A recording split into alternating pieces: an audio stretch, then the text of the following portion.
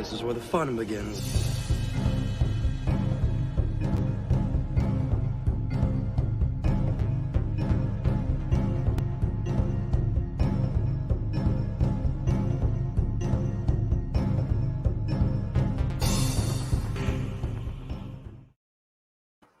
Good morning, everyone, and welcome to this morning's coffee chat. And I'm so excited to be here with you guys. I do have a special guest, so I'm going to go ahead and bring him on right now. Hello, Lethal. How are you doing? You got me mid sipping my coffee. Perfect timing. And speaking of like drink coffee or calf, everybody, what are you enjoying this morning? Well, it's my morning. And what time it is over there, Lethal? About 1? Did you say? 1:30 a.m. Mm-hmm. Okay, so he does have coffee too. So it's a morning time for him as well. Yep, very blend early 43. morning. Nescafe Yes. Blend 43. Google it. Yeah. Drink of the gods. Nice. And then we have Matt Wilkins here. Has Stig been replaced or is he in timeout? We do have Stig here for you, Matt. So so you won't be disappointed. Good morning. And here's my co-host Stig. And what are you enjoying this fine evening for you? Oh, I'm enjoying Wilkins, squirming, thinking I wasn't here, but here I am anyway. That's what I'm enjoying. Yes. That was funny. I was like, oh, there we go. Banter's already starting. It's going to be a fun coffee chat. And so Jade Shadow, hello. How are you doing, darling? First time in a while I can actually listen and finishing up my semester. Me too. I graduate May 26th with my AA in arts. And so I'm really excited to get that over and done with. And then open airlock policy. Hello, and how are you doing? Good morning to you. And let's see what Matt says. That's awesome, Tim. Okay, so he's talking to Tim. Nice little conversation. Yeah, I believe Wilkins is supposed to jump out of a cake at a gay wedding. Oh, shit.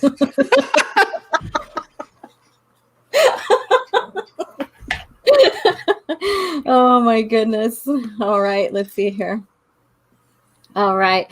And then so we have Matt Wilkins. I'm in this one. So it's gonna be a nearly all-day event. Not looking forward to standing around for 4 hours while pictures are being taken. Oh, it looks like you're very busy. I know he's talking with someone else, but I can tell he has a very busy morning.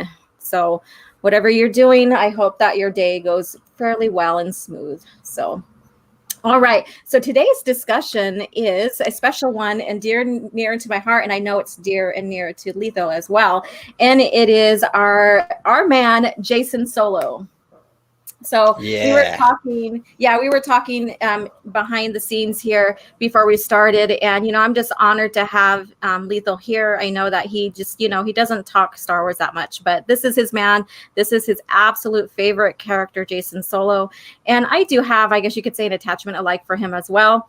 And just with talking with him, just a little bit about him, I know he has a very interesting view of Jacen. So I'm excited to get this started. Yeah. So Lethal, what made you attracted to this character? Like, what got you into this character? Well, I've always found the Solo kids to be some of the better characters, but more specifically the Solo twins. Mm-hmm. The way they play off each other and their interactions of everything that goes on. But more specifically, I feel like Jacen's whole story from start to end is very, very tragic.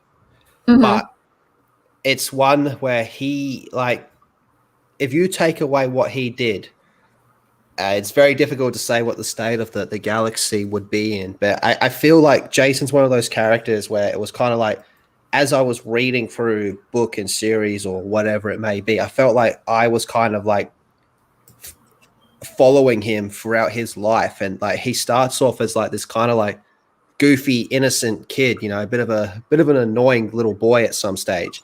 Mm-hmm. Like to me, it always came across as always like the younger brother, Anakin Solo, was always, we're going to push Anakin to be more of a center stage character as opposed to Jacen, and he's just going to be the goofy George one. Said, nope.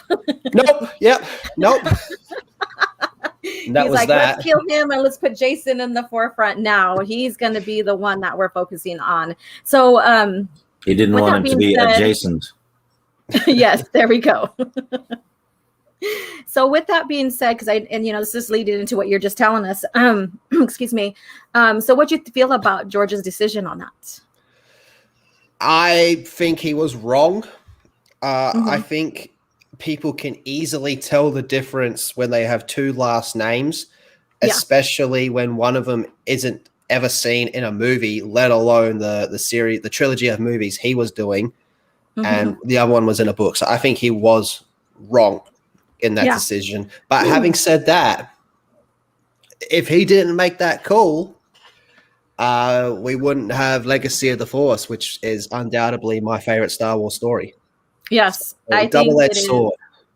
That's true. Legacy of the Force, even going into Fate of the Jedi, that is my absolute favorite. I think there's so much depth in that. Jacen does bring a lot of depth into that series. I think Legacy of the Force is probably the best written Star Wars series. You know, they nailed it. My thing with Legacy, and I tell people to do this all the time, read it twice. Yeah. Read it once thinking Jacen's the main character, and then read it a second time thinking Jane is the main character. It changes the way you view the story.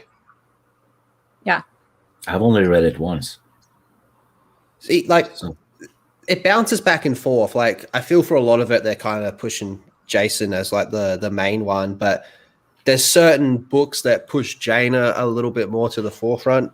They do a good job of balancing the two of them, but if you go with the perspective of Jaina's point of view, it's absolutely heart-wrenching. Oh God, yes, it is.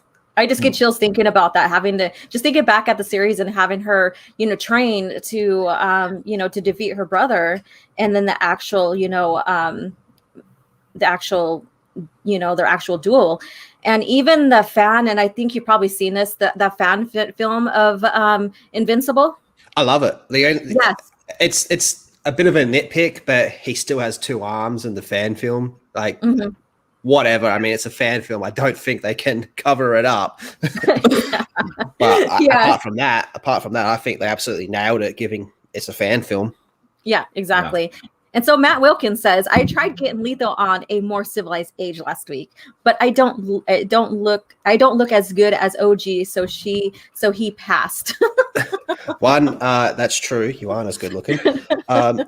Give me like I saw my email when I woke up and it was too late, but tell Ryan or give me a 24-hour heads up and I'll be there, Matt. I keep waking up to emails from that fellow too. Yeah, I know. It's always like, oh, Matt Wilkins sent you a StreamYard at 3:30 in the morning. I'm like, oh.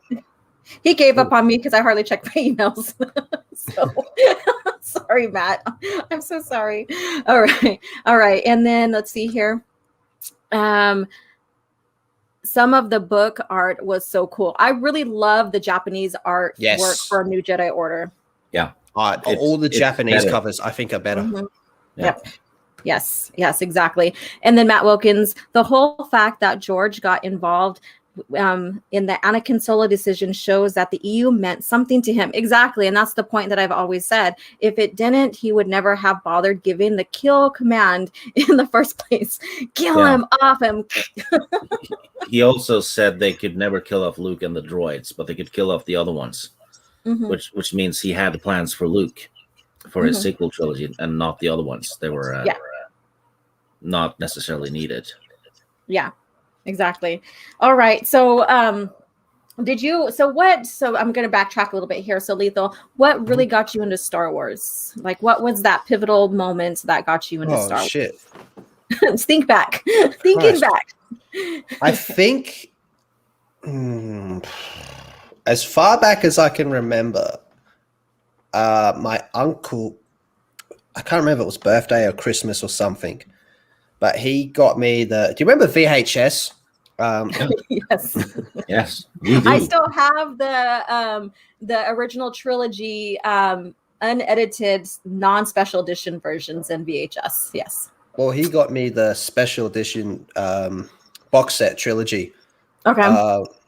In VHS. It was one of those ones where it was like it it wasn't like your typical VHS where you open it up and the VHS is in there. It was a slipcase. Yeah. Green and, one.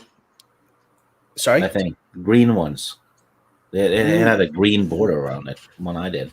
This one was black. It was a black box, but it had like a case over it that you could slip over the top of it, and it had like all characters and blah blah blah all over it. But it had the free movies in there, all special editions. I saw the special editions a cajillion times before I saw the unedited versions because they became kind of hard to find, especially pre-internet days. And that was just the way I watched them. But it was ironically, it was Empire was always my favorite one. Like, even as a kid, like a lot of kids children seem to think they all kind of lean towards Return of the Jedi. And I agree, from a child's perspective, I can see how they would just fall in love with that one, even though I'm not dissing the movie. That's my favorite one. I love Return of the Jedi. I'm like, you're calling me a kid? A lot of people do. But I just feel like, from a kid's perspective, that would probably be their favorite one. But for me, it was always Empire. Like something about the snow, like Hoth, just as a kid, I was like, yo, that's awesome. But it was Vader. It was always Vader was always the attraction. Like my dad, because obviously he seen them all when he was growing up and shit. And during the prequel time, so he was taking me to see the movies. He was way more into the prequels than I was, even as a kid. And just as a little kid, I just did not care about the prequels because it didn't have Vader. Simple as that. I'm like 7 years old, being like, "Where's Vader? Where's Vader? I can't hear the heavy breathing. This sucks." Like, Dad's like, "Shut the fuck up! I'm trying to watch this." Hoth is less than a day away from where I live. Oh, really? Yeah, it was filmed in Norway. No shit. No. The hotel they filmed it from is still there. Yeah, I know that. Especially for Phantom Menace, quite a bit of special effects work was done in Australia. More specifically in the state that I'm in as well, because my uncle knew one of the dudes that was working on it, and he had a crazy NDA on him, like they all would have. And the only thing he could say was there's certain points that they took from the original movies that they kind of used as a reference point, and that just ended up being like a broad shot of Tatooine. That was all he was referring to, and that was like all he could say. Yeah. But yeah, to answer your question, it all comes back to Vader. Which is ironic because I consider Caiatus to be like the heir to Vader. Yeah, well, he technically is, and we'll get into that some more. I had the privilege to, I stayed 3 weeks in Italy, like in 2018, and I got to go to Lake Como where they filmed the Naboo scenes with Anakin and Padme when they got married and stuff. So I got to see that place. Oh. Yes. Okay. Yeah. Nice. Yeah. So I got to see that. So when, Stig, mentioned that and stuff, I was like, yeah, I went to the lake where they, filmed Attack of the Clones, the Naboo scenes and stuff. Yeah. So that was really, really fun and interesting. And, it just felt, because I nerded out, of course, but, it just felt really interesting just to see, wow, they used, these architectures for Naboo kind of deal. So it was pretty cool. Yeah. It's always cool seeing stuff like that. Like, Mortal Kombat that just came out. I didn't like it, but a lot of it was filmed where I lived as well. And I knew some of the extras, well, one of the main extras in the movie as well. But there was parts during the movie going, I know where that is. I know where that is. I know where that is. Yes, exactly. I do believe one of my favorite movies was filmed in your area, Lethal. Bad Boy Bubby. Yes, an absolute classic. Yes. Okay, so Matt Wilkins, Stig has fan art of Wedge and his old girlfriend dancing cheek to beak. Yeah, Wedge fucked a chicken. She's humanoid, but has feathers for like down or whatever for hair, but she doesn't have a beak. But this is funnier than hell. Yeah, it's the Dark Nest trilogy is pretty much 50 Shades of Wedge. That's funny you bring up the Darkness trilogy because, in all honesty, I'm not a fan of it. I think it does really good at setting up what the events of Legacy would be, But as a story, I'm not really a fan of it. But my favorite thing about it was it brought back Jacen. Yeah. He just came back from his hiatus, his exploring the Force and Force societies. Because didn't he have like a 5 or something hiatus? When he was experimenting. He went walkabout for like 5-7 years or something and came back with like crazy powers. Yeah, they could have done a trilogy about Jacen during those years, actually. Well, during the first half of Fate of the Jedi, when you got Luke and Ben, just trying to backtrack Jacen's steps, one of my biggest criticisms of Fate is the fact that they dropped the whole backtracking Jacen's steps. I felt they should have kept going with that. I felt there was a whole story in following, his footsteps, trying to go back through all the stuff he was doing. Because every time they would speak to someone, they go, "Did you know Jacen?" And they'd all be like, "Oh yeah, we knew him, man. That was some crazy shit, dude. I'm glad he's gone." Like, that was awesome. And then you had Ben do the flow walk. To the moment where Jacen kind of said, "I am going Sith." Like, he kind of like cemented that he has to change. And then Ben was like, "I'm never doing that again. That was too heart-wrenching." Yeah. Oh my that God, stupid Paltrow candle harassment is ongoing in the chat. Oh, did she put it there again? Yes, she did. Several times, in fact. Oh, I didn't see it. Yeah, Stig's birthday is coming up, and we are going to send him some Paltrow candles. Yeah. See how they treat me? I'll be like opening the package going, "Oh, it's probably a cool Vader figure." Nah, it's a Paltrow's cunt. How hard was it to read the end of OG Legacy of the Force, knowing what was fated to happen between the twins? Oh, God. Yeah. I'll tell you what hit me harder was backtracking and going back through the Thrawn Trilogy, to when Leia's pregnant with them and she's like, "Oh, we're all so happy. Oh, yay, yay." Like, don't get too happy. Don't get too happy. The thing is, like, when she decided to have kids, like in Tatooine Ghost, when she, discovered her basically her Skywalker lineage, and how her father as young boy was basically a hero because of his success in pod racing and helping others. Yeah.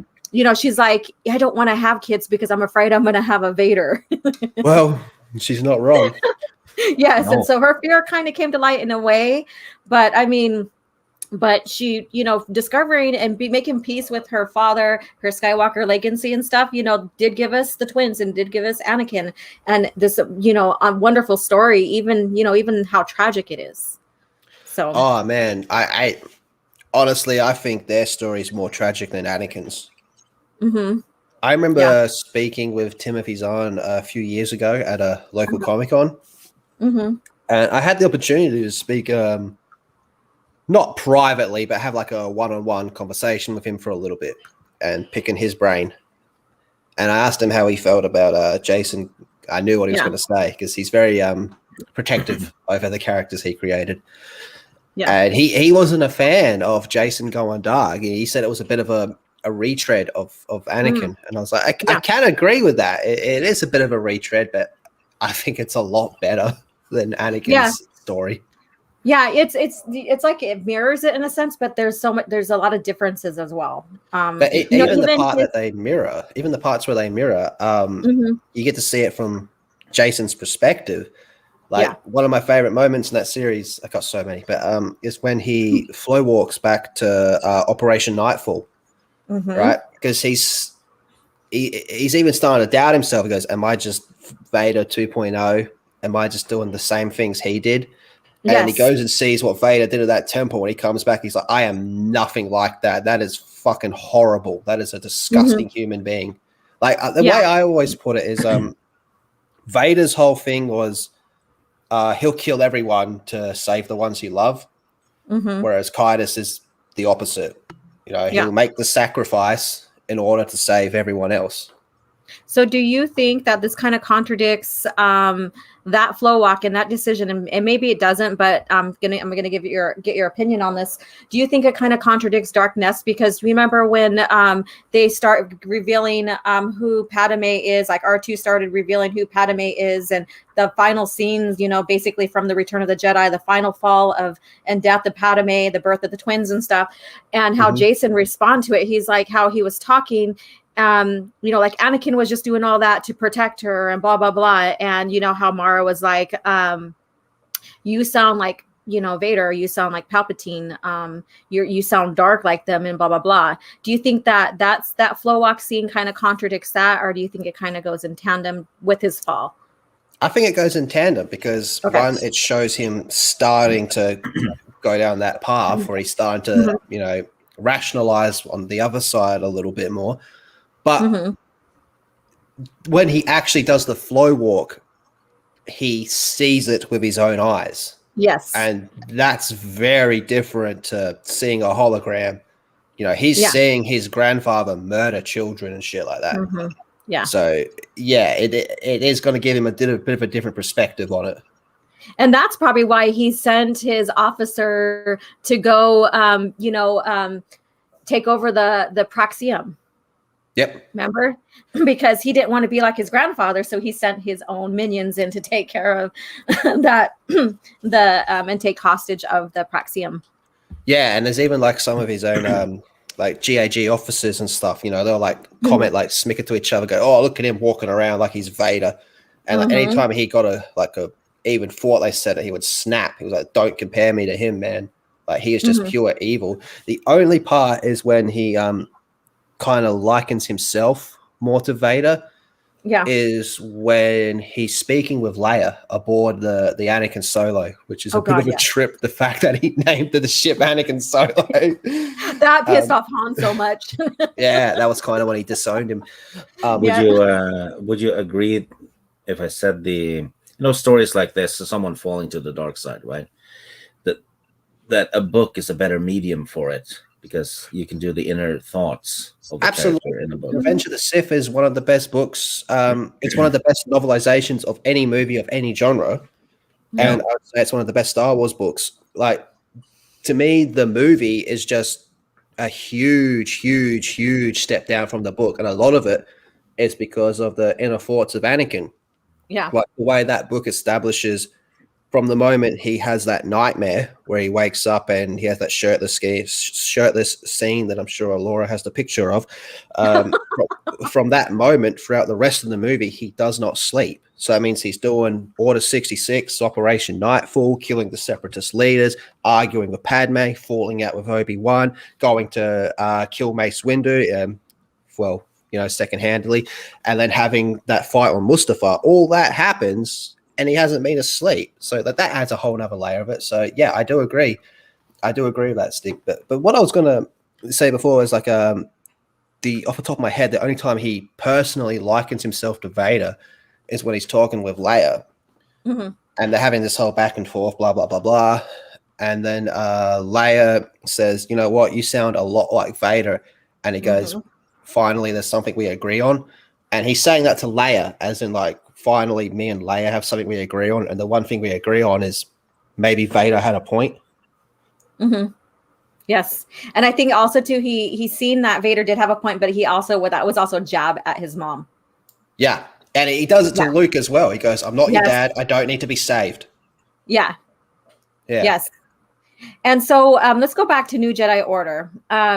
So, we see, he's the hero there. He does, save his mom and stuff, but we do know he's captured. We do know that he's tortured and manipulated even by Vergere. So what did you think about that scene and how it started, someone has to go dark and turn with all that bullshit, that torture, the mental gymnastic that Vergere was doing. So what did you think about that, Lethal?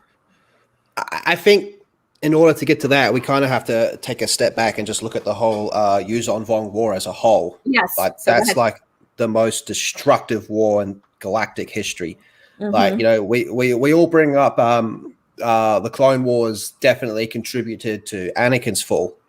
Yeah. Well, take Clone Wars and times that by like 100. All right. That's what Yes. Jacen's going through at an even younger age than Anakin was. Mhm. His brother dies. Okay. Yep. He's seeing like planets being completely terraformed and all that type of stuff. We know that the Yuzon Vong are just out of control, right? Right. And then it's very clearly established like their torture methods are just something of a snuff film. Like they're just horrible, and it's like they make a point of most people can't withstand minutes of their torture. Yeah. And he goes maybe just a little bit long. No, he goes a lot longer than a few minutes being tortured. They did the same to Asherad Het. Yeah. They did actually. But then, and I think before, I'm sorry to interrupt you, but I think the Vong, the New Jedi Order, and that era and I'm going to just be that person. I think it's a lot better than the Clone Wars. Yes, I love Palpatine's brilliance, how he orchestrated everything. It's actually the Revenge of the Sith, thing. But we are dealing with, they are dealing with beings that are not even from the galaxy. A whole new enemy. And I think that there's a lot more death because now everybody has to somehow unite. And at first they weren't all uniting. I think it's undeniable that the consequences were a lot higher. Like the stakes were a lot higher. Yes. Like the thing with the Clone Wars, it was, well, either way Palpatine wins. Yeah. Whereas this is, it's either complete annihilation or you win. Yes, exactly. And before we go on. They started it off by killing Chewie. So, God, I love that book. I just for the record, I do not appreciate Wookiees. They just set the stage pretty early on that nobody's safe. Yeah. All right. So I've heard it being described as like that's when the plot armor bubble was popped. Just because you're a Skywalker or a Solo, unless you're Luke, you're probably gonna live. But anyone else, open season. Yeah, exactly. Yeah. All right. So before I move on, Matt Wilkins, he says, OG, Lethal, and Stig, if you could flow walk anywhere within the EU, where would it be? Interesting. All right. So go ahead, Lethal. Oh, wow. Anywhere. Anywhere. I have a perfect answer, but I'm going to reply last. Okay, go ahead. I would flow walk into Padme's dressing room when no one's watching. Oh, you were so close to mine. I was gonna say Darth Talon's shower.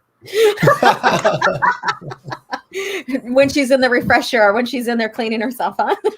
Yep. Or the Sanistine. It's called Sanistine, right? In Star Wars, it's called Sanistine. When she's in the Sanistine, not the refresher. So close to getting it. Similar minds, great minds. Once that great minds think alike. No, but yeah, I'm going back to Vajir. Like, yeah, sorry, I'm thinking of Padme's dressing room. But Vajir, like, yeah, how could that not twist you? Like, put aside the whole war and the whole torture that's going on. Just being in a room with Vajir and like the stuff that Vajir says to him, he's obviously got to flip out a little bit. And then, for him to go on that 5-year hiatus or 7-year, whatever it was, and they make a really good. Luke makes a really good point about that, going back to Vajir in Fate of the Jedi, where Luke kind of takes like a bit of the blame for the whole Second Galactic Civil War and Darth Caedus and all that. He's like, well, let's think about this. Jacen was young as shit. He went through that hell traumatic war. His brother died. He was tortured physically, and he was mind tortured by Vajir, and I just let him walk away for 5 years. Like, that was the one time when Jacen actually needed me more than anything in the world. He needed Luke. He needed his mom. He needed his dad. He needed his brother who was gone. He needed his sister. He had his little girlfriend that he wasn't allowed to tell too many people about. But he actually needed to be around people. That is the one time in his life he needed people, and he just walked away from everyone. So Luke kind of was like, I should have just held him down and stay here, Jacen. You are not okay. Yeah. Oh my God. Yeah. I'm going to answer this one. Matt Wilkins, geez, okay, OG, which male character would you flow walk in when he's buck naked? I would be Quinlan Voss. There we go. There we go. I just like the rogueness about him. Do you want to give him a vasectomy? No. That would be terrible to give him a vasectomy. That'd be awful. That sounds a bit rough. Yes. Not that kinky and not that awful either. No. All right, let's go back to the conversation now. Okay.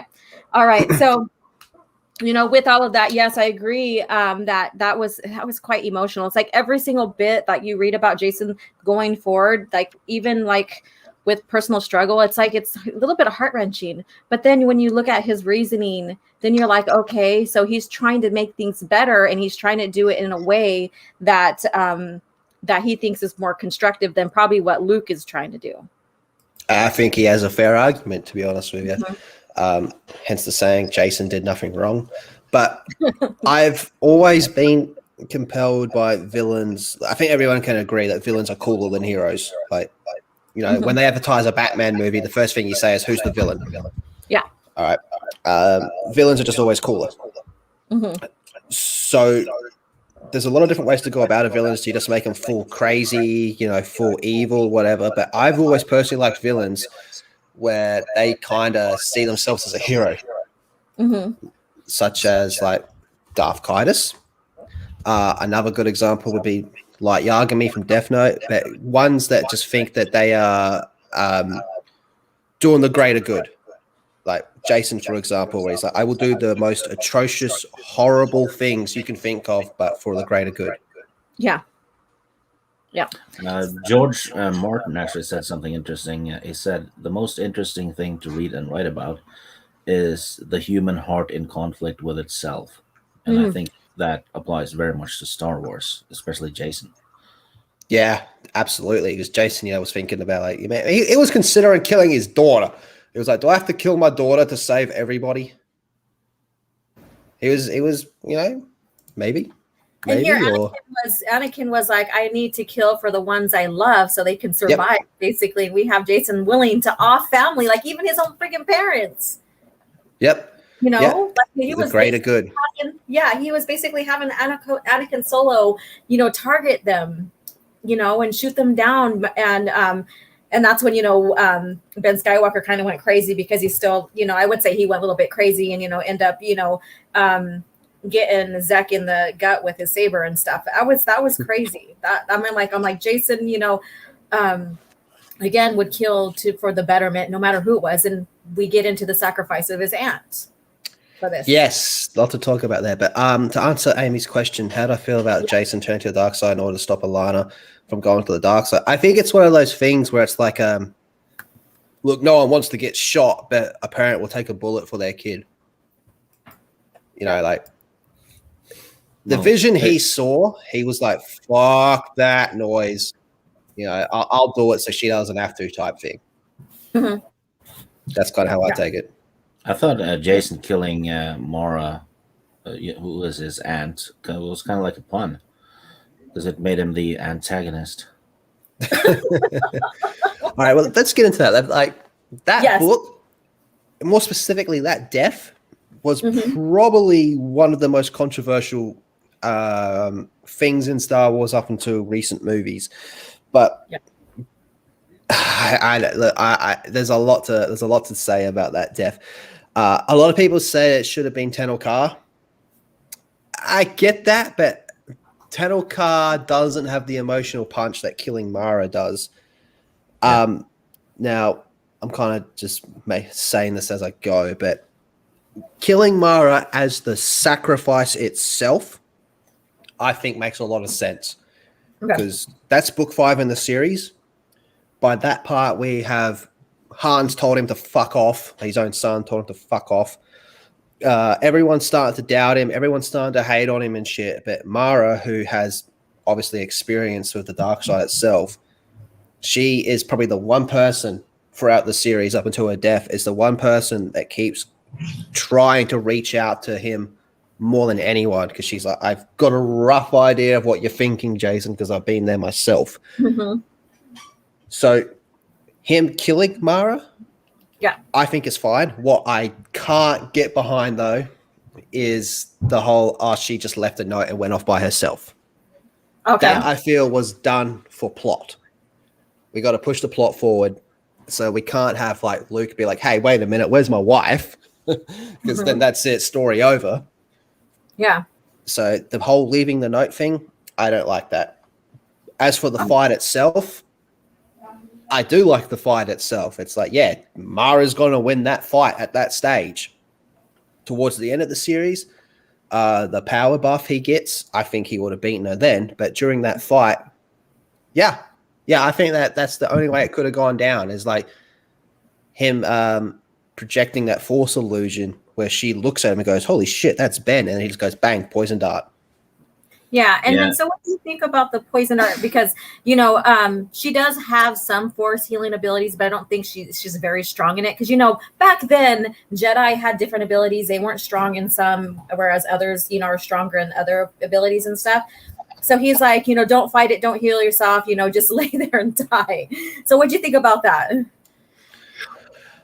Pretty ironic, considering, you know, everything we know about Mara, how she was like a infiltrator and stuff like that, because he wasn't going to win that fight toe to toe. No, he wasn't. No, he couldn't win that fight. And he knew that. He knew that as well. And she had him dead to rights.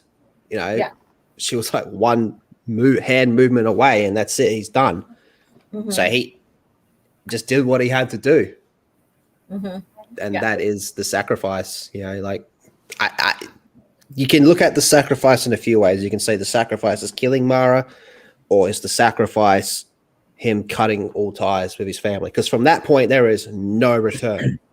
Like, motherfucker, you just killed Luke Skywalker's wife. You just killed Ben Skywalker's mum. There is no going back from that. You could also say he sacrificed his soul. Yeah. Because that's there's no turning back from that one. That was the point of no return, as you said. Yeah. That was bridges burnt. You know, that was the moment where he kind of sacrificed himself. In that moment, Jacen died. Whatever was left of Jacen, you know, Luke says that Jacen died with Vajir, if I remember correctly. But I think from that moment, that was it. No more Jacen. That was Kindness from there on in until the end. That was the final cut of the string of who he used to be. Yeah. You know, because he still had some inkling, and he knew he needed to transform, and that he knew he needed to make that final sacrifice. And, you know, he was saying it, you know, thinking it was a Ben or maybe his parents or what have you. And then realizing that it was Mara and his not only his uncle, but his, you know, his master, his, you know, and all that. I mean, there's a lot of depth in that relationship right there. There's a lot of similar to Malgus as well, how Malgus killed his wife. But he did it for more, his reasons were a bit different. He was like, oh, she's a weakness. She has to go. He has to toughen himself up. Yes, and I agree with Jade Shadow. This was Jacen's moment, like Anakin's on Mustafar, when the light side died in him. Yes. Yeah.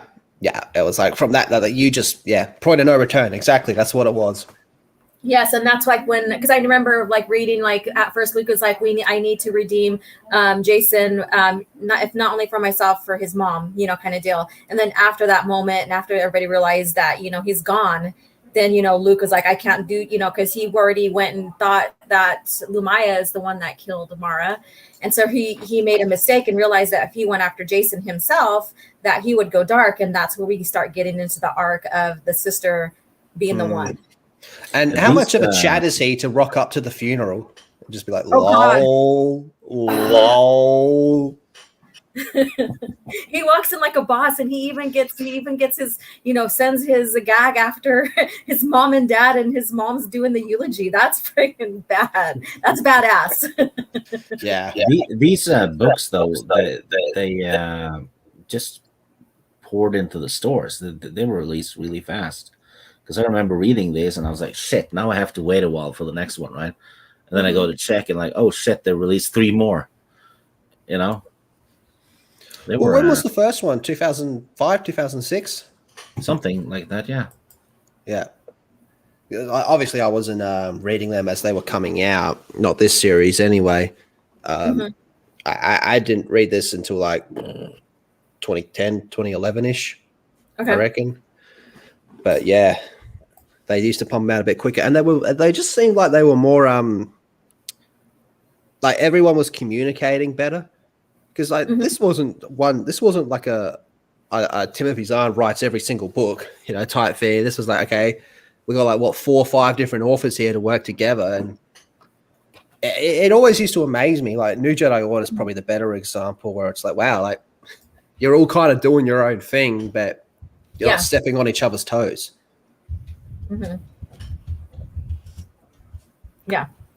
So now with the Wookiee thing, I know you always, you have your opinion about the Wookiees and stuff, and we're gonna go into like, the killing of Chewie a little bit, and then also Jacen's bombardment of Kashyyyk, because he's like, the Jedi has betrayed me. They are hiding them on the planet, and even going up against his friend Lubaka. Lubaka's a bitch, bro. Lubaka threw a bomb at him. Yes. So I want to get your opinion all about this Wookiee thing, and how you feel about that. Walking carpets, outright trash. Like that part where Leia's like, will somebody get this thing out of my way? It's like, yeah, you go, sister. Get it out. Get it out.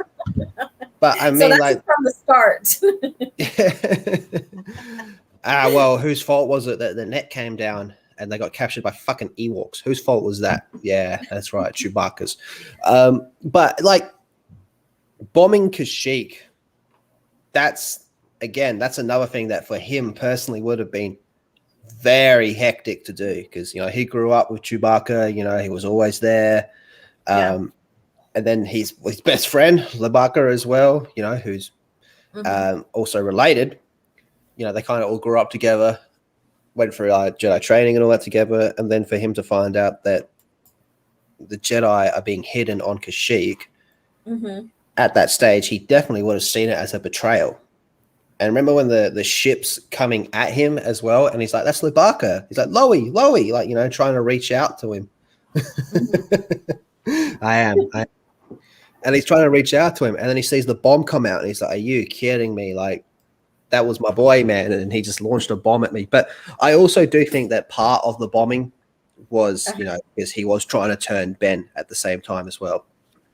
Yeah, exactly. And Ben played into it so magnificently. And like, if you're first time read of the series, that would put you on the edge of your seat, because you're like, which way is this going? What has Ben doing? He's going against his father, kind of deal. So that was, even though, spoilers, he didn't, he suspected that Jacen's the one that killed his mom. He knew it was, but no one believed him either. So, all right. I do have a super sticker with a thumbs up. Thank you so much, Roger H, for your support. And it's Canadian $1.99. And thank you for listening in. And again, if anybody has any questions for Lethal regarding Jacen or whatever, then, please share. So, yeah. So that from that moment on, from Kashyyyk and then Luke faking his death and all that stuff and getting on to the Anakin Solo. What did you think about like the first confrontation where Luke pins him down into the chair without even any effort in the Force, to them fighting inside the torture room? Oh, yes. Well, yes, I think it's some good stuff right there. It's undeniable that Luke had him dead to rights. Luke would have mopped the floor with him. This is Luke fucking Grandmaster Skywalker, man. This is some next level shit.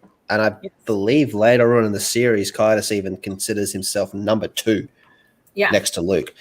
So he could never have won that fight. He was never, ever going to win that fight. But what I think is extremely impressive is how well he did.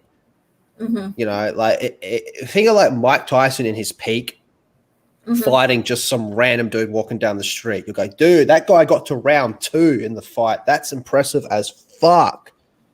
That's kind of how I feel about that. But then keep in mind, this is a pissed off Luke Skywalker that's just walked in and seen like him torturing his son with Yuzon Vong equipment. Yes. But Luke's in a pissy mood as it is, Kashyyyk's on fire because of this guy.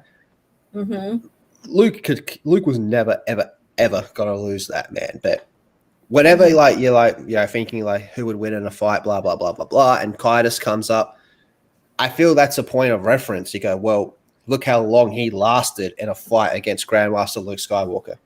Yeah.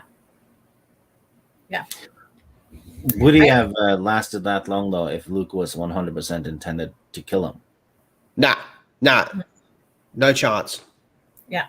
And I've been in many debates. People are like, oh no, Jacen, he's better than Luke and blah, blah, blah. And I'm like, he is near, but he still has a lot of growing. Luke has a lot of years experience behind him. There's a huge difference. Now, if we would say like Jacen, if he would have survived or whatever and gotten stronger and lived well into his 40s to his 50s or whatever, or 60s, he would then probably be, yeah. But I would say he is second to Luke Skywalker, Grandmaster. Definitely. Yeah. Mm-hmm. Yeah, I saw sub number 2 until he fought his sister. Well, remember, he could have killed her. He had his opening to kill her in that fight.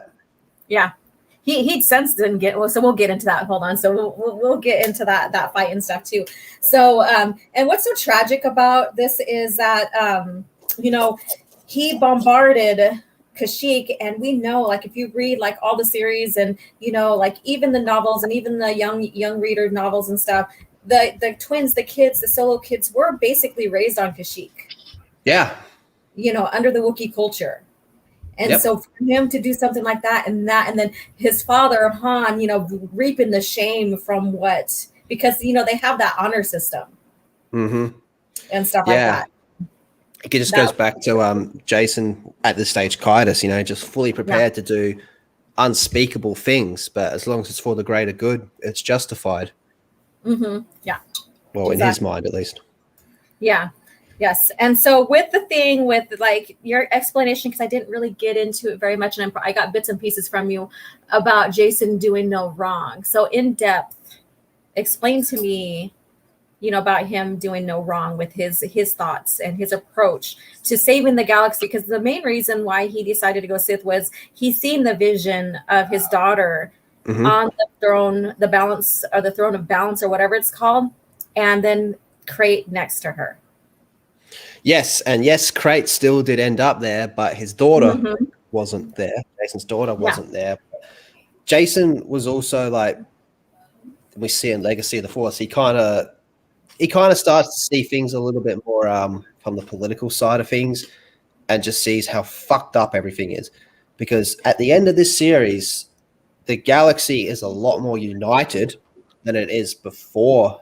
Well, at the start of the series, because we got the whole drama going on, on Corelia, like Han Solo's getting into arguments and stuff like that. So it's kind of like Watchmen, an example, where it's like a common enemy just unites everyone, and he ended up becoming that common enemy. But also from his point of view, he's seeing it going, if I don't do this, who will? Yeah. And then remember in the first book where he's having all these different visions and he's trying to play things out, and he goes, every scenario Luke Skywalker dies. In every scenario he comes up with, Luke Skywalker dies. And if Luke dies, well, especially in the state of the galaxy it's in at that time, things would have been worse than Palpatine's rule. Yeah. So if Jacen didn't do what he did, it's pretty crazy to think what the state of the galaxy would be in. Mm-hmm. Not that it would matter for too much longer, because Krayt would have kicked up a storm and taken over a lot earlier. Yeah, exactly. And that's the thing is, like, we get Krayt, like, 100, odd years later and stuff. But, he did see that. And it goes into, like, the future is always in motion. We can't really predict it. There's always different variances of it. So do you really think, like, if he was successful, do you really think it would have impacted in any which way? Or even if he wasn't successful, so we don't know, because that's how Star Wars, made the future, like the future always in motion, that kind of. I get what you're asking. I think that's very difficult to answer. Yeah. Because let's just assume that Jacen won the Second Galactic Civil War. He took out the head of state. He somehow managed to wipe out would he have wiped out the Jedi? I guess so. Mm-hmm. If he did manage to kill Luke, which would have been very difficult, but I don't know, maybe he blows him up in outer space or something like that. Mm-hmm. And he would have taken full control. Yeah. Politically wise, he's a lot like, he would find the right people to get in control. Like, remember, he did reach out to the Moffs, so he's not like completely ignorant. He knows that, he's got some stuff that he needs help with and all that type of stuff. Yeah. And then he would have had his apprentice as well and all that stuff going on. And it would have been inevitable that Crate and the One Sith Order would have been like, well, it's going to be a lot more difficult for us now that we got this, like, because now that we got Jacen sitting on top, you know, Crate would have made his move eventually. But yeah, because Jacen was in a sense still practicing the rule of two in a sense, and then when we get Jacen to Crate, is the last rule of two. Yes, that's right. And then so we get to Crate, and he's the one Sith, and so yes, and then we get into you know, like Alima and all them, you know, finding, you know, discovering the one Sith that is, you know, basically in the background. So we do see some shadowing of the one Sith even in Legacy. Yeah. Like, doesn't she actually talk to Crate? I don't think she talks to Crate directly, but he is there. Yes. It's not like there. Really.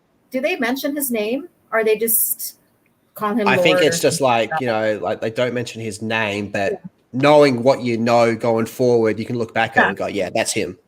That's him. But he, again, like, well, if Jacen took over, Crate would have been in a spot where he's like, shit, we either have to wait even longer now because this is way more of a threat than what we had before. And then, or does he just go for it and make his move and go, maybe we just go for it now while the galaxy's in a bit of a flux of everything that just happened. And at that point in time, I think military-wise, they would have been able to take Crate out relatively easy, military-wise. But then on top of that, because of Centerpoint Station getting destroyed, we would have had Jacen going up against Abeloth. Oh, yeah. And, dude, there's Abeloth. She's a Final Fantasy character. Like, it's just like, what the fuck? Like, how am I supposed to fight this? So maybe he would have teamed up with Crate and the One Sith to help fight off Abeloth, but because Crate does help Luke, and you know, so, and what's crazy is that they said that because what Jacen's manipulation with the Force and all this other stuff, and even with Centerpoint Station and stuff, is what unleashed Abeloth.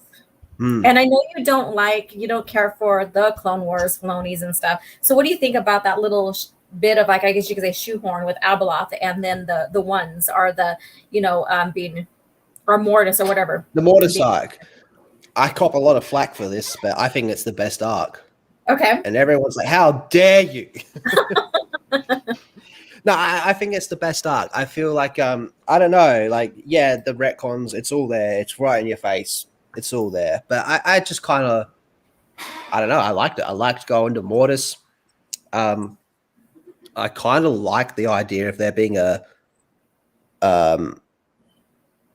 Abeloth as like a mother type, well, sees herself as like a mother type figure, even though she's not. Yeah. And then I enjoyed it. I enjoyed it. And the whole, like, his grandfather was there before him.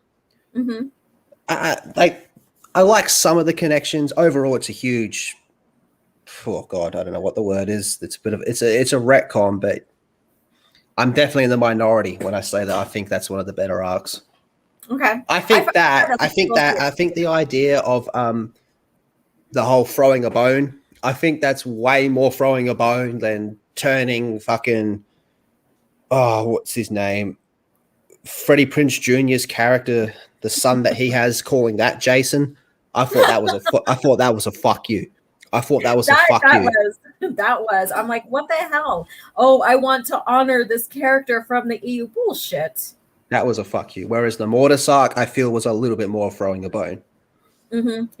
Yeah. Well, they were basically, during that time frame, they were basically like fixing or retconning some errors that happened in the Clone Wars, because when they start developing the Legacy of the Force and stuff, they made Fett's Mandalorians again, and they were setting up Mir to Give to basically take Boba Fett's place as Mandalore. That was being established in, like, even in Crucible, I believe, in a sense. And so even Crucible was, you know, after that supposed retcon of the Fetts from the Clone Wars that Filoni did. It's hard to keep up with sometimes. Yeah, exactly. And so they were fixing everything. So they, the Fets were always Mandalorians. They were fixing, they were course correcting during that time frame and stuff. But the Mortis arc, I didn't mind. It's not that bad, but I do think it confuses a lot of people about what balance is in the Force. Oh, no, that's a very good point. No, yeah, you're spot on with that. I completely agree with that. 100%. Yeah. That kind of plays into the whole 2 + 2 is balance. Like, yeah, that's so fucking stupid. Yeah, I know. So have you watched any of these movies? Have you watched like the first fucking movie or some shit? Like, it's pretty clear how, I don't know, these people are crazy. Yeah, they were just the embodiment and example of what the Force is with light and stuff. They weren't the actual Force. Yeah. So like, because if they were with the ones dying, then the galaxy would have ended. One thing about that though is that whole Mortis arc is, how there was that deleted scene where the son talks to Revan, and is it Nihilus he talks to as well, or is it Bane? Bane. Nihilus, I think. I've got a feeling it's Nihilus. Yeah, because Bane is in that. Bane is all of a sudden in the tomb on Dagobah, I think it was. You're right. Yeah, when Yoda has his acid trip. But yeah, the whole idea of the son talking to Revan and Nihilus, I think it's fucking stupid. I think it should be the other way around. Mm-hmm. They should have been talking to him, so I'm glad that was cut out. Yeah. Yeah, I agree. So, and so let me see here now. I lost my train of thought here now. But yeah, so that thing with Abeloth and stuff like that, like I said, like we can always wonder and ponder how would it been if, things happen this way or that way, be how the Force is perceived, and how you can't, if you act on the future, that it's always going to course correct and stuff. So when we flow walking, because I describe it as throwing a stone into a lake. Mm-hmm. It'll ripple, but it will always come back. Exactly. And we do, so the Lake of Apparition. So when we get into Fate of the Jedi with, and then, Luke is going on his exile and retracing, Jacen's path on his hiatus and stuff, which I thought it was a great concept. I wish there was a lot more. It's like it started that way and then it veered off, in a sense. And I wish they would have. It just became, oh shit, Abeloth. Yes, exactly. And Jacen is the one who unleashed Abeloth, so Jacen was the purpose of that, but still I wish they would have at least given us more exploration of. I wouldn't have mind Fate of the Jedi being more than 9 books just for that reason, because I agree. I reckon that should have been like a 15-book series. Like I was saying before, that's one of my biggest criticisms is they just dropped the whole tracking down Jacen's footsteps stuff. Like that whole stuff I thought was great. Yeah. I thought that was the better stuff. Like, give me more of that shit and less of Jacen's daughter being chased in the Millennium Falcon. Yeah, exactly. Yeah, exactly. Agreed. And... Go ahead. I said agreed because Jacen stuff is lore. The his daughter being chased around that's just page filling. Yeah, it's I don't know. It's just. Oh, how dare you, Josh? I know. I was like, I think he's been the one that doesn't really like the legacy of the Force kind of thing, and he's been putting it in here. And I disagree with you. Yeah, Jacen was a better dancer. Yeah. I think that this is you do you, but I disagree with this. I think that the reason for Jacen in Legacy of the Force is to help push the stories further.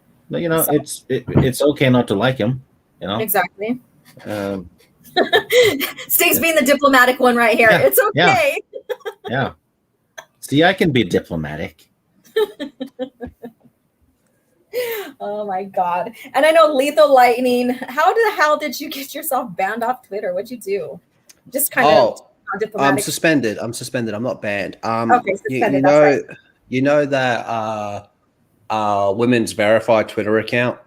Okay. That post all that cringe stuff. Okay. You know the account I'm talking about? Yes. Yeah. I replied to one of their posts telling them to gargle my sperm. Oh Lord, here we go. Well, at least he did something to kind of deserve it. I got suspended for saying skanky hoe in a private joke with quotation marks. It counted as inciting violence towards a protective group. That's what it said in the email. Yeah. So I regret nothing. Lethal at least did something, so he wins. And then Christy's the one that says cunt and she doesn't get banned or suspended or anything.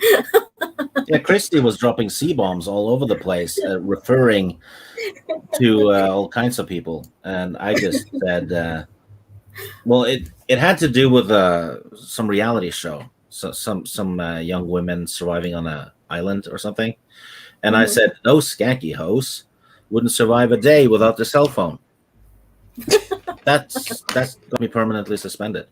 He lost his account. Yeah. Right. Oh well. I regret nothing. It was worth it. Let's go to the Lake of Apparitions. So they get to they go to Lake of Apparitions, and Luke gets to finally talk with Jacen. So what did you think about that and his revelation? Yeah, that was nice. I like that. Where you kind of expect it to be more fiery and them just skits at each other. But Jacen's like, did you see what I saw? Did you see the thing? The thing back there? And then Luke's like, yeah, I saw. And then Jacen, what does he say? He asks Luke if the vision changed or something along those lines. And he's like, yeah, the vision's different. And then Jacen just smiles and is like, yep, I regret nothing. Yep. I regret none of my actions and stuff. So that was kind of a vindication for... That was vindication. Yep, good word. Vindication for that. That was him sitting back going, told you. Yep. Yep. And I felt that the heavier stuff was more like speaking with Anakin and Mara. I would have liked it if he got to speak to his dad. Oh, that would have been interesting to have brought Anakin in, huh? Yeah, I felt that would have been the perfect time to bring in Anakin Skywalker. Skywalker, not Anakin Solo. Not Solo. They brought Anakin Solo in, so why not Anakin Skywalker? Because it would have been great to bring in Anakin Skywalker in that, because he would have been like, yo, Dad, shit's fucked, man. Like, this is everything that's going on. And you can have Anakin be like, I trust you, blah, blah, blah, blah. If you save me, you can save anyone, that type of stuff, blah, blah, blah, blah, blah. Yeah. Maybe even have Anakin be like, don't worry, I spanked the shit out of Jacen when he came up here, and then I gave him a big hug. I let him know. I whooped his ass and then gave him a hug. Yeah, like kind of like how he does with Cade Skywalker.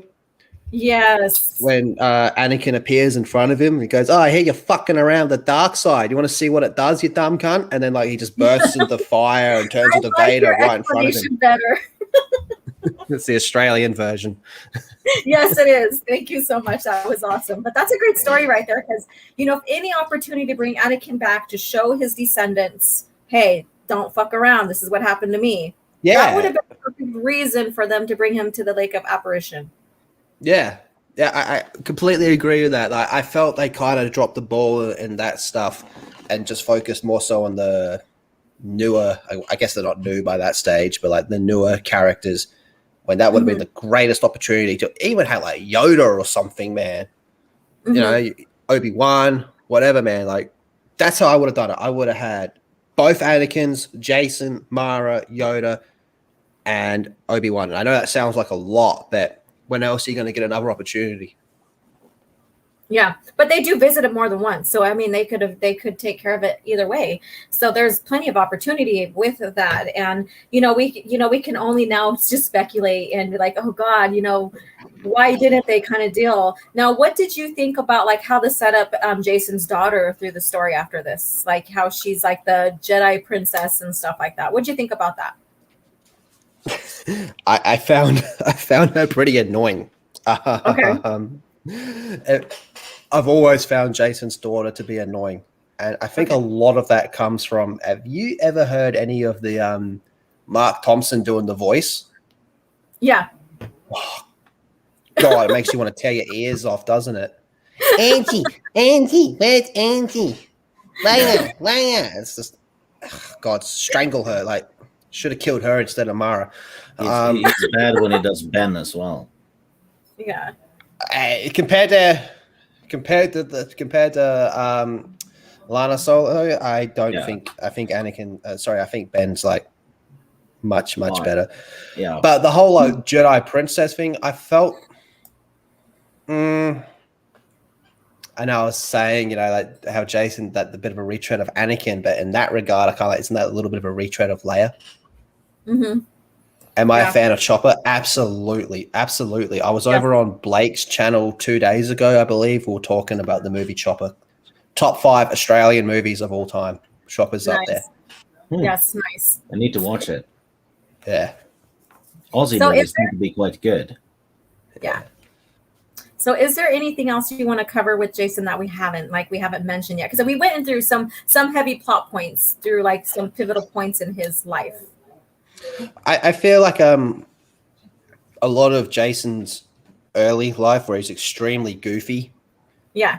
It's almost like two different characters. Once you get to like Yuuzhan Vong, I feel is when Jacen's character really picks up a lot. Yeah. And yeah, a lot of that was to do with the killing off of Anakin. But I completely understand the criticisms of Goofy Jacen, and I do agree with a lot of them. Yeah. Damn near all of them, actually. He was pretty annoying at times. Yeah. But I feel in the long run, that actually helped the overall character, because you see him as this goofy, annoying little boy to becoming what happens down at the end of the line, and it just makes that tragic story even more tragic. So it's like, oh, I remember Jacen, he was that goofy smiling kid. Yeah, what's he like now? Now he's a war criminal.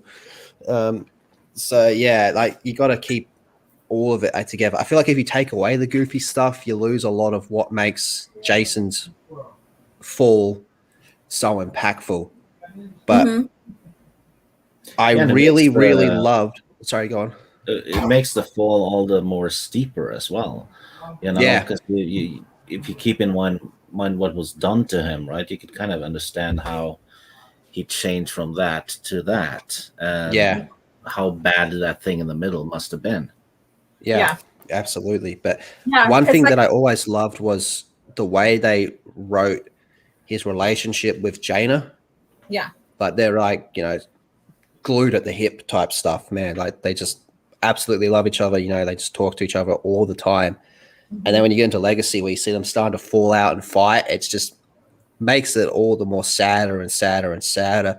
Like the saddest line in all of Star Wars, is now die. Then die already.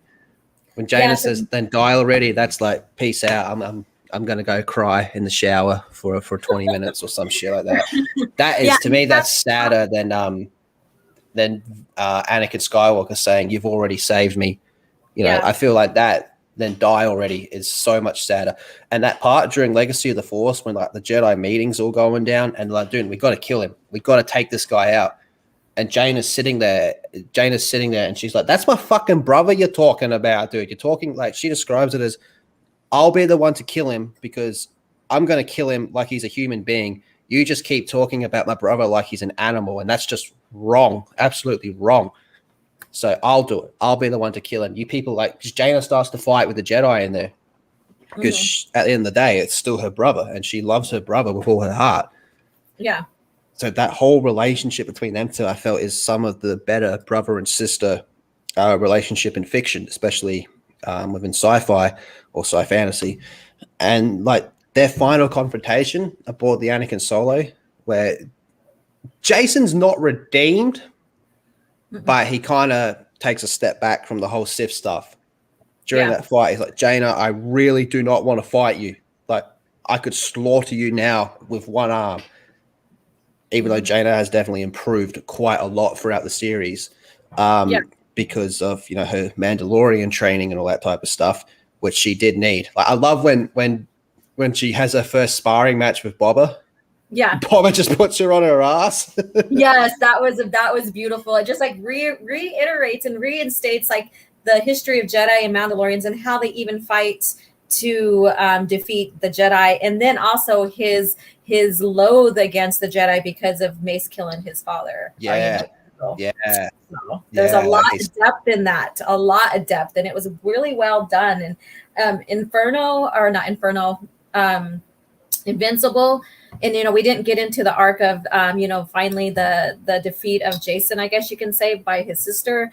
So we really didn't fully discuss that, and you did get into that already, so that's good. So how did you feel about that, other than what you revealed, like going crying in the corner or in the shower? It's beautiful. It's absolutely beautiful, and it's beautiful in all the most depressing ways. Like when they're having their fight and Jacen's like, look, I just want to go save my daughter. Like, you don't know the full context of everything that's going on. Like, if she goes down there, she will die. Like, the Moffs have betrayed me. We're in this huge space battle that's going on. Everything's gone to shit. Just let me go save my daughter. Yeah. And then, they're having their fight and all that type of stuff. And it's pretty clear that while Jaina has improved, Kaidus is still, like, off his guts. Because, like, the way he becomes more powerful in this series, like, he becomes fucking powerful, man. Powerful as shit. Like, again, second to Luke Skywalker. Grand Master Luke Skywalker. And Jaina, like, they describe it from Jaina's point of view, and Jaina's like, I have my opening. I can take him out of this shot. But if I commit to this strike, it leaves me wide open. And best case scenario is we kill each other doing this. And she goes for it. She takes a strike, and then she's like, why am I still standing? This isn't right. And then she realizes that Jacen didn't take the shot. Yeah. He was like, I didn't do it. And then, like, he kind of goes back to the light while he's dying in her arms. And one of the most, it's so sad when Han and Leia come into the room and they just see, like, Jaina, like, crying, holding Jacen's dead body. And, like, I think it's Han goes to reach out, and then Jaina just skitzes and, like, throws him against the wall. He's like, you stay away, don't touch him, blah, blah, blah, and all that type of stuff. And it's just so it hits you in the feels, man. It hits you in the feels. I love their fight. Like, even just from, like, a how cool is it perspective, their fight is fucking awesome. Yeah. And this Chad of a man took on like 4 or 5 Jedi, one of them being Kyle Katarn, and won. Oh, that's right. Yeah. Jacen was powerful as fuck, man. Like, remember when he's fighting the Mandalorians, and they're like, holy fuck, he knows Shatterpoint. That's what I was going to get at. That's one thing I was like, I forgot to mention Shatterpoint. So he basically is like the first in a long time that has used Shatterpoint. We only see, it was after Mace, it kind of like, I wouldn't say died out, but it was never practiced, kind of went in the wayside, I guess you could say, a little bit. Yeah, it became obscure. Like, yes, it wasn't a common thing. And the way he does it as well, where like he smashes his hilt, well, not even smashing, just like bangs his hilt on the Mandalorian, and then they're all just standing there in awe, like, whoa. Yes, and then it crumbles down, and it's Beskar Gam. Yeah. So they're like, what the hell's going on here? Because that's supposed to be almost infallible. Yeah. Yeah. Like, it also kind of gets to the point where I feel like as I'm describing it, people that haven't read the series were probably thinking like, this dude's just way overpowered. Yeah, I can agree that he's probably is a little bit more overpowered than what he should be, but you got to keep in mind there's the whole 5-year hiatus with him traveling around. But throughout the Legacy of the Force series, there are so many times where he nearly dies. Like, he loses an arm, he gets captured by the Mandalorians. The only reason the Mandos don't kill him is because they go, nah, Jaina's going to be the one to kill you. Yes, we promised Jaina she's going to do it. And then Ben even puts a blade, through his back, and it's like pulsating against his heart. Okay, I'm going to make a claim here. I think of every sentient character in Star Wars, including Anakin Skywalker, Jacen is number 1 for a pain threshold. Yeah. And a lot of that comes down to his Yuuzhan Vong torture. Like, he gets the shit smashed out of him in this series and keeps fighting. Like, he's like bleeding from everywhere. He gets set on fire, and he's got all the needles hanging out of him and stuff, when he's thrown into that medical bay. There's little syringes hanging out of him. Lethal as a Mary, so I'll beat your ass, Lyndon. They're talking about furries, calling Mara furry, and poking each other. And yeah, they'll do that. They'll do that. A heyday in the chat right now. Lyndon will do that. But yeah, like, Jacen was extraordinarily powerful, but I feel like it wasn't an overnight type thing. It was a years upon years of thing. And, you know, obviously the Skywalker blood in him does help it out quite a bit. Mm-hmm. But do you remember the part when he's talking with, what's Chief of State? Failure? And Or Mubala? not Failure. What's her name? It's the female Bothan, right? Or is it Cal Almost? She does herself in Fate of the Jedi. Okay, it's the female Bothan. I forget Yep. her name. She's Yeah, when please tell us because I forgot it. because they're the two that end up, you know, Civil War 2, you know. Mm-hmm. They're the ones that call each other out. But there's a part where they're talking, and then she goes, "Oh, by the way, are you a Sith?" And Jason's like, "How the fuck do you know what a Sith is?" And he's like, "To answer your question, yeah, I am.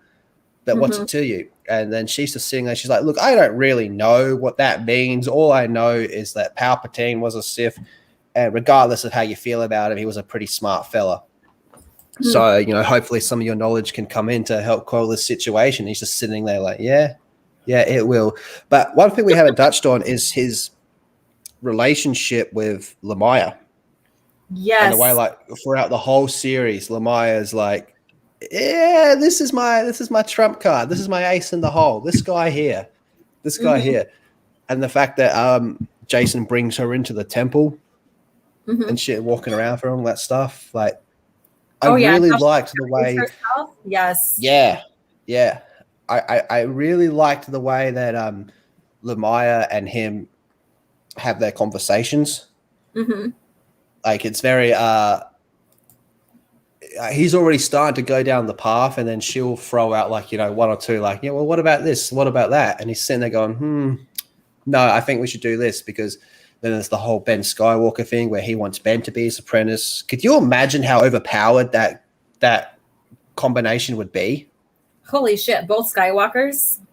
Yeah. Holy shit, going dark? Yeah. Yeah. One of them at a time seems to be enough trouble for the whole galaxy. Right.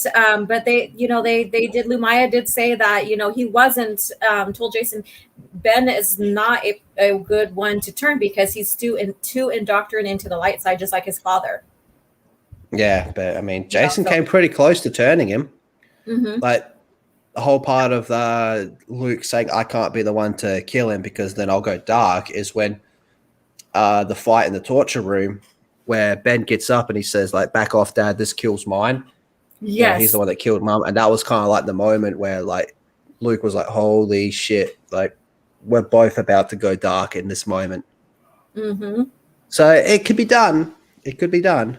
Yes, it is. And we have so much, like, what ifs, but, like, how it's written, and, like, even Jacen's whole arc, no matter which part you go into, is beautifully done, and there's a lot of depth into that. It gives us more perspective, like, into a lot of the Skywalker legacy.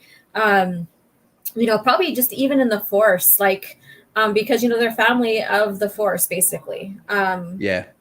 And like, his whole actions, you know, like, going from, like I said before, like, what he does in this series, you know, leads to, I feel it leads very, very well into the events of Fate of the Jedi, the whole Abeloth stuff, the whole universe that's cracking the shits with the Skywalker family, and Natasi Dala, you know, taking control. Like, everyone just, it all kind of just falls into line. Like, New Jedi Order, I personally feel went too long. And I felt they could have condensed a little bit. Yeah. But New Jedi Order is like a really good example of something where post New Jedi Order, nothing's the same. Everything is carried over a lot. Like, they go to planets and they'll be like, oh, this planet's still fucked up from the long war. Yeah. And then that leads into Dark Nest Trilogy, which I don't like personally, but you take out Dark Nest Trilogy, Legacy of the Force is half as good. Yeah. Half as good. Oh, and speaking of open airlock policy, can we just talk about how much of a Chad that Jacen is, where he turns his dead brother's girlfriend to the dark side, takes her back in time so she could kiss her dead brother, or his dead brother, and then brings her back to the present so that way she can sexually torture his cousin. Yes. This man is an animal. That is friggin' that's pure evil. And Stig, you haven't said anything. So if you have anything to add, go ahead. No, I'm listening to Lethal and agreeing. Okay. He's like nodding his head. We can't see him yet, but he's just nodding his head. Yes. No. Yes. It's all good. Yeah, but he's like, that's pure like manipulative evil of him to flow walk, take her back, pull on her memories, and that screws her up. Even in Fate of the Jedi, that friggin' screws her up. Yeah, when she's on trial at court, and like you got the prosecution trying to like legally trap her and shit. And like her defense lawyer being like, yeah, you're kind of fucked in the head, aren't you? Like it's all Jacen's fault. But he's very manipulative. Like he knew what he was doing. He knew exactly what he was doing. Yes, exactly. And open airlock, he says Tahiri is hot. Okay, who's hotter, Tahiri or Vistara?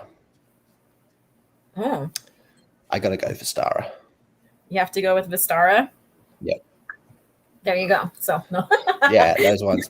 Those dark side girls just, why not both? Why not both? Stig is like, I'll just take both. Why not? Why discriminate? Yeah. I'll take both while watching Baywatch. Oh. Oh goodness. Tahiri runs around barefoot. So he wants someone barefoot in the kitchen and stuff kind of deal? Ew. Is that what we're getting at? I don't know.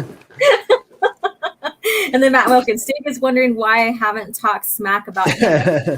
Yeah, I was getting worried about Wilkins. I thought he might have keeled over. All right, so let's go ahead and start wrapping this up because I have to hit the road here. I'm going to Reno. So it'll be fun. Yeah. So any more do you want to add to Jacen, or any thoughts you want to add, Lethal, about Jacen or about the whole arc of his story? Jacen is undoubtedly one of the greatest characters in all of Star Wars. His story from start to end is just, the start is a bit whatever, but it's just pure tragedy. Mm-hmm. And it's just crazy character development. And I, as much as I argued with Timothy Zahn about this, I feel like it's really in tune with the themes of like the Skywalker family. And it's crazy to think that this all could never have happened if George didn't make the decision to kill off Anakin Solo. Did you know that there was actually an alternative ending to Legacy of the Force that they considered? Hey, you know what? I vaguely remember. It was going to be, instead of Jacen dying, he was going to be like just about to die. And he was going to flow walk back and replace himself with Anakin Solo. So end of Legacy of the Force, we would have lost Jacen and regained Anakin Solo. And I am so glad they didn't go with that, because I felt that would have just opened up too many wormholes and been like, okay, now you can do anything. You know what? That's the shit they're going to do with the World Between Worlds, though. In Disney That's what I was thinking. That's the kind of It is very World Between Worlds stuff, actually. So put it this way. The whole concept that they ended up going with World Between Worlds was a bad idea that these writers all agreed was like, oh, I don't know what the fuck I was thinking when I pitched that. Mm-hmm. Yeah. I am so glad. I think I just blocked that out of my mind because I was like, that's ludicrous. That's bull crap. So I'm like, yeah. The EU did have some weird stuff here and there, but overall, I think the writers landed on their feet most of the time, 95% of the time, really. I feel like a big difference was, one, they were actually talented, but two, like, they weren't afraid to take criticism. Yeah. Like someone would come in the room and be like, you want to do what at the end? Like, no, I let's think this through. If he can do this, then death is meaningless in this franchise. Mm-hmm. Yeah. Yeah. All right. Yeah, so and I never saw any of the old writers attack the fans, because I remember Bob Salvatore got a lot of shit for killing Chewie. Yeah, and he always took it in his stride and had some fun with it too. Look up Troy Denning. That man is, he's kind of an SJW, to be honest with you, but that shit was never in his work. No. Yeah. Like, he's someone where if I was to talk to him about his work, excellent conversation, but if I was to pick his brain about stuff, I'd just get up and leave and go, you're fucking off your meds. But Troy Denning, Troy Denning wrote a bunch of D&D related novels as well back in the day, before he started Star Wars. So he was very experienced with probably dealing with criticism. Yeah, and he does a lot of Halo stuff now. Do I have a favorite cheesy joke told by? No, they're all cringe. What was so? But I loved the moments that they put when Invincible, how they wrote in their flashbacks of being captured. That was together. Oh my god, yes, that was heartbreaking. Mm-hmm. Invincible is my favorite Star Wars book. That's my favorite Star Wars book, Invincible. And from the first chapter, you're just like, oh no. Mm-hmm. Oh no. Something awful is going to happen in this book. Yeah. I have a cheesy Star Wars joke. Okay, what is yours? Do you know what the body temperature of a tauntaun is? What? It's lukewarm. That's not bad, actually. I really need that in there in my thing. So we go, there we go. All right. So we're going to go ahead and wrap it up. So is there anything else you want to add, Lethal? And I'm going to go ahead and talk about this book real quick as well. Nah, just thanks for having me. This was fun. Let's do it again. Yes, I was like so happy, and thank you, Open Airlock, for his booty verse, and that's really sparked the asking and stuff. And thank you, Open Airlock, or Tim, for making this happen. I guess you can say in a sense. And I really truly enjoyed this, and this is your first time on my channel, and thank you so much for coming on. I think so. I think so. Been on a lot of times. Mm-hmm.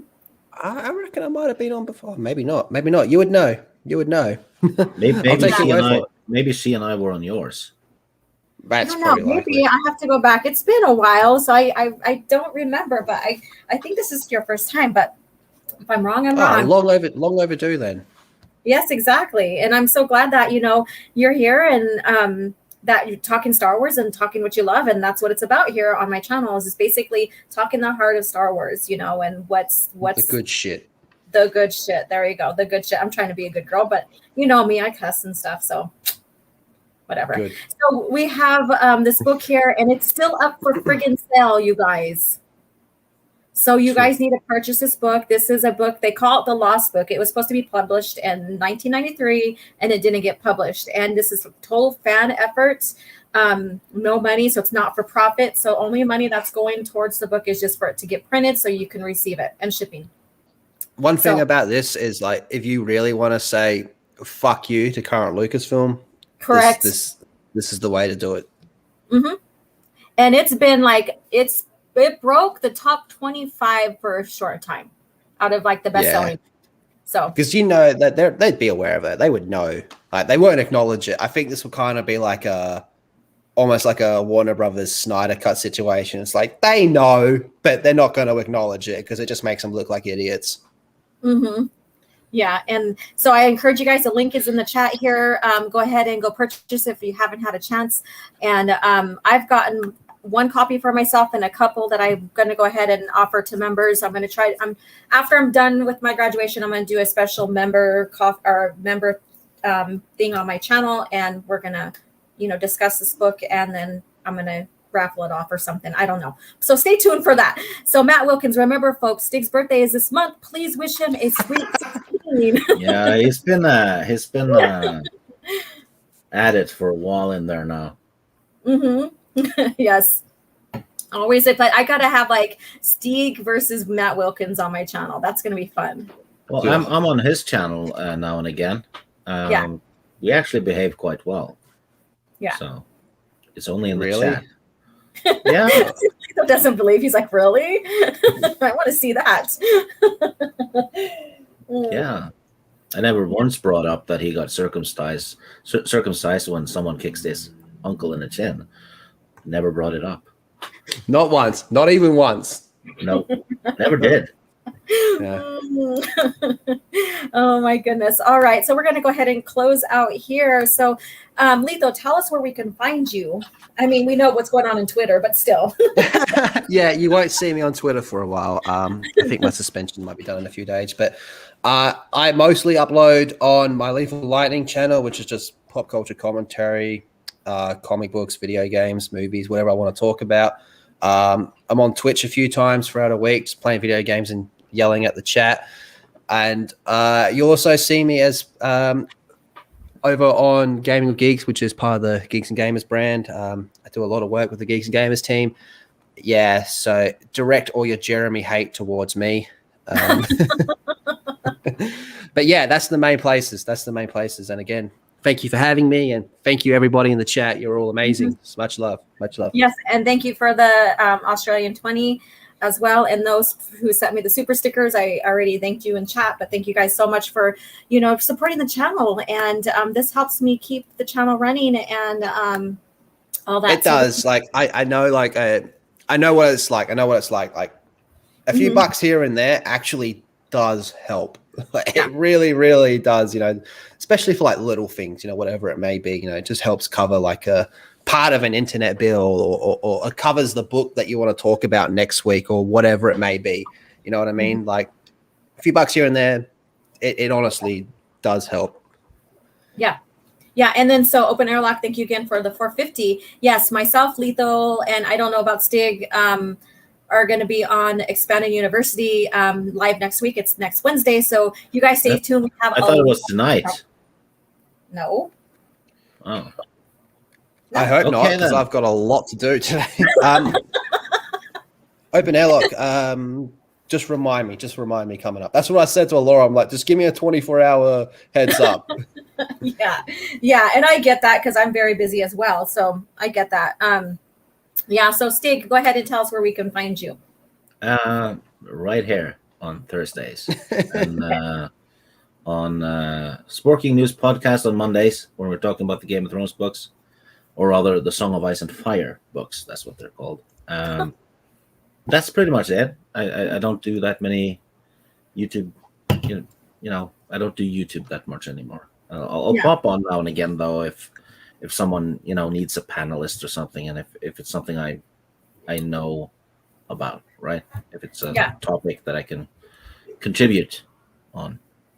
Yes, and Open Airlock too. Casual Rages tonight as well, and I did share that in Twitter.